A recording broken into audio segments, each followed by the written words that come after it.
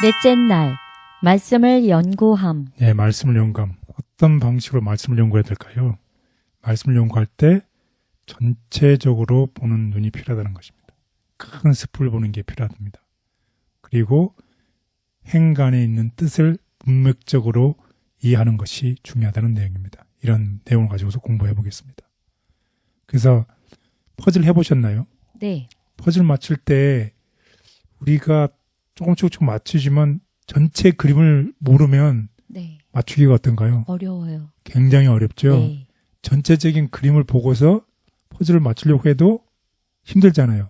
그런데 전체적인 그림을 알면 퍼즐을 맞추는 데 도움이 되죠. 많이 도움이 되죠. 많이 도움이 되죠. 근데 두세 조각만으로 무슨 그림인지는 전혀 알 수가 없어요. 없죠. 그래서 몇 조각을 맞춰보면 말이 보인다면 말 그림 다 끝났다고 생각할 수도 있는데 보면 또 뭐가 있어요.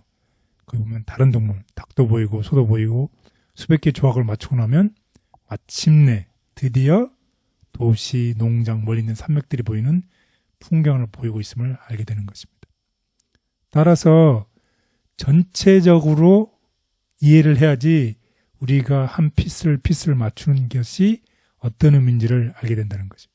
피스만 보면, 나무만 보면 숲을 볼 수 있나요? 볼 수 없어요. 근데 숲을 보면 나무를 하나씩 자세하게 볼 수 있다는 것입니다. 그래서 전체적으로 접근하는 것이 필요하다는 것입니다. 그래서 성경은 무엇이라고 얘기하고 있나요? 마태복음 5장 18절. 진실로 너에게 이르노니 천지가 없어지기 전에는 율법의 1.1획도 결코 없어지지 아니하고 다 이루리라. 디모데후서 3장 15절, 17절. 또 어려서부터 성경을 알았나니 성경은 능히 너로 하여금 그리스도 예수 안에 있는 믿음으로 말미암아 구원에 이르는 지혜가 있게 하느니라. 모든 성경은 하나님의 감동으로 된 것으로 교훈과 책망과 바르게 함과 의로 교육하기에 유익하니 이는 하나님의 사람으로 온전하게 하며 모든 선한 일을 행할 능력을 갖추게 하려 함이라. 누가복음 24장 27절. 이에 모세와 모든 선지자의 글로 시작하여 모든 성경에 쓴 바 자기에 관한 것을 자세히 설명하시니라. 네, 여기서 보면 디모데후서 3장 16절에 보면 성경은 이라고 써 있나요? 앞에 뭐가 붙어 있나요? 모든 성경. 네, 모든 성경입니다. 그리고 누가복음에 보면 선지자의 글로 모든 선지자의 글로 시작하여 어떤 성경에? 모든 성경에. 네, 모든 성경이 기록됩니다. 그 성경을 읽어도 우리가 부분적으로 우리가 좋아하는 성경만 읽는 것이 아니라 어떻게 해야 된다는 것이에요? 모든 성경을 읽어야 된다는 것입니다. 이 제자들이 낙담해서 에모에서 걸어올 때 예수님께서 나타나셔서 무엇을 설명하셨나요? 모든 성경에 쓴 바 예수님에 관한 예언에 대해서 설명해 줬을 때 제자들이 마음에 열리고 용기가 났던 일이 있었죠. 그래서 전체적으로 모든 문맥을 읽는 것으로 접근해야 된다는 것입니다. 굉장히 중요한 말씀을 하고 있습니다. 그래서 예언을 단편적으로 읽으면 우리가 음식을 먹을 때, 우리 건강식을 할 때 좋아하는 음식만 먹으면 어떻게 영양이 골고루 공급이 안 돼서 결국 건강해지지 네. 않지요. 네. 까탈스러울 수 있죠. 건강식을 잘못하면 사람의 성격이 까탈스러울 수 있습니다. 그래서 예언을 단편적으로 읽으면 결국 하나님께서 주시고자 했던 원래의 의미에서 벗어난 해석을 하게 된다는 것입니다. 예수님께서는 성경을 어떻게 전체적으로 연구해야 된다고 그랬어요. 그래서 모든 성경이 성령의 감동함으로 된 것이므로 하나의 말씀으로 통일된 말씀이라는 것입니다. 그래서 어떤 한 부분, 어떤 예를 들어서 특정 예언만 떼어내서 그것만으로 결론을 내리는 것은 잘못된 성경 연구 방법이라는 것입니다. 그래서 올바른 방법은 성경의 다른 부분과 비교하여 같은 주제를 다루는 여러 본문들을 함께 연구해 나가는 것입니다.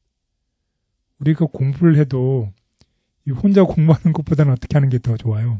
같이 그룹. 네, 그래서 스터디 그룹을 만들죠. 네. 스터디 그룹에서 서로가 의견도 내고 혹시 내가 잘못되거나 미싱되거나 모자란 부분이 없는지 다른 사람들이 얘기를 듣는 것처럼 성경도 성경을 비교해가면서 한쪽 성경뿐만 아니라 구약, 신약 모든 부분들을 다 비교해 가면서 공부하는 것이 하나님의 말씀을 올바르게 전체적으로 보는 게 중요하다고 강조하고 있습니다. 그래서 또 하나의 중요한 점은 어떻게 컨텍스트, 문맥을 고려하라는 것입니다. 연관은 본문의 앞뒤 내용이 무엇을 말하고 있는가, 그리고 누가, 언제, 왜 이 말씀을 기록했는가, 이런 백그라운드를 이해하는 것이 굉장히 중요하다는 것이. 그래 우리가 성경을 공부할 때 우리가 이런 백그라운드를 공부하고 전체적으로 보고 문맥을 보라는 것입니다.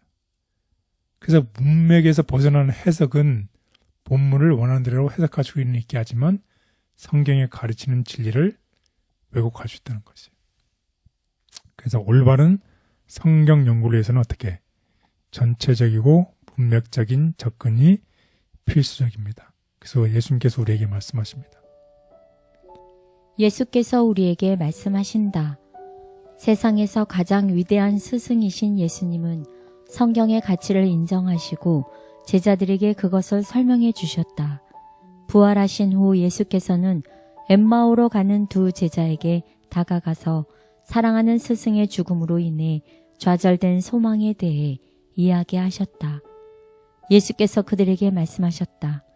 미련하고 선지자들이 말한 모든 것을 마음에 더디 믿는 자들이여, 그리스도가 이런 고난을 받고 자기의 영광에 들어가야 할 것이 아니냐. 그리고 모세와 선지자들로부터 시작하여 모든 성경에 쓴 바 자기에 관한 것을 자세히 설명하시니라. 예수께서는 제자들이 메시아를 증거하는 성경을 잘 모른다고 책망하셨다. 그들이 성경을 잘 알고 있었다면 시련의 시간에도 그들의 믿음은 유지되었을 것이오고 그들의 희망은 흔들리지 않았을 것이다. 그리스도께서 구원하러 오신 사람들의 손에 받으실 대우가 예언에 분명히 언급되어 있었기 때문이다. 성경을 성경으로 해석하는 밀러의 연구 방법은 재림교회에 큰 영향을 미쳤다.